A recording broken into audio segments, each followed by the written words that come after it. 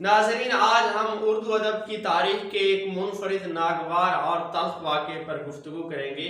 قیام پاکستان کے بعد 1951 تک یاس جگانا چنگیزی کے سارے بچے اور ان کی بیوی پاکستان منتقل ہو گئے تھے، لیکن جگانا ابھی تک لکھنؤ میں ہی رہائش پذیر تھے۔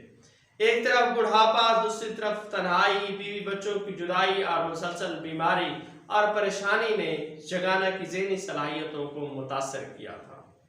وہ ساری عمر اپنے حریف شعراء کے خلاف مضامین لکھتے اور اشعار لکھتے رہے تھے۔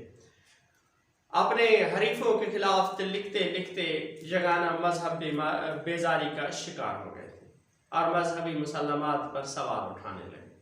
مرزا جگانا نے چند مسلم علماء کی طرف ایک خط لکھا جس میں ان کی تحریر، ان کا لب و لہجہ اور ان کے اشعار جو تھے وہ نازیبہ تھے، اور اس درست اور نہایت دل آزارانہ طریقہ سے لکھی ہوئی تحریر جب ان مسلم علماء کو موصول ہوئی، جیسا کہ پہلا خط مولانا نیاز فتح پوری کو ملا، دوسرا ایڈیٹر اخبار حقیقت لکھنؤ کو، تیسرا مہدی لکھنوی جو مدیر تھے اخبار سیاست جدید کانپور کے، ان لوگوں کو جگانا کے خطوط موصول ہوئے۔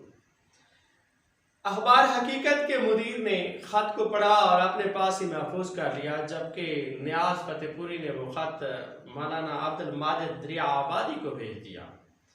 مولانا نے اپنے اخبار میں ایک پرجوش اداریے کے ساتھ 27 مارچ 1953 کو اپنے اخبار صدق جدید میں اس خط کو شائع کر دیا، جس کا عنوان تھا ایک شاتم رسول و طاعن قرآن مجید۔ اس اداریے میں لکھنؤ کے شیعہ مسلمانوں کو اس جگانا کے خلاف اس گستاخی پر ایکشن لینے کو کہا گیا تھا، کیونکہ جگانا خود شیعہ مسلک سے تعلق رکھتے تھے۔ اس خط کے شائع ہونے کے ساتھ ہی مسلم طبقہ میں ایک ہنگامہ برپا ہوا اور پھر دیگر ہندوستانی اخبارات بھی ان کے خلاف لکھنے میں شامل ہو گئے۔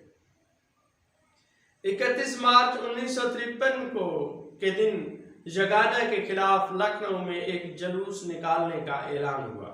جگانا نے سٹی مجسٹریٹ کو اس جلوس سے خطرہ ہونے کے بارے میں آگاہ کیا، لیکن پولیس نے کوئی خاص نوٹس نہ لیا۔ جلوس کے شرکاء میں سے جو بیشتر کالج کے طلباء تھے، جگانا کے گھر کو گھیر لیا اور پھر گھر میں زبردستی داخل ہو گئے۔ ان کو پکڑا، ان کا منہ کالا کیا، جوتیوں کا ہار ان کے گلے میں ڈالا اور گدھے پر بٹھا کر لکھنؤ کی گلیوں میں لے گئے۔ جگانا چپ چاپ گدھے پر بیٹھے اپنی توہین کو برداشت کرتے رہے۔ بالآخر انتظامیہ نے مداخلت کی اور مجمع کو منتشر کر کے جگانا کو تھانے لے جایا گیا۔ تھانے دار نے مشورہ دیا کہ جگانا ان افراد کے خلاف مار پیٹ کا مقدمہ بھی درج کرائے، لیکن جگانا نے اس بات سے صاف انکار کر دیا۔ جگانا کو بعد میں اپنے اس عمل سے ندامت ہوئی اور انہوں نے اخبار مدیر سیاست کانپور کو 13 اپریل 1953 کو ایک خط تحریر کیا، جس میں کہا گیا تھا کہ میں نے سیکھنے سکھانے کی غرض سے سوال اٹھائے تھے، اگرچہ میرا لب و لہجہ اس میں تلخ اور نامناسب تھا، جس کی میں معذرت کرتا ہوں۔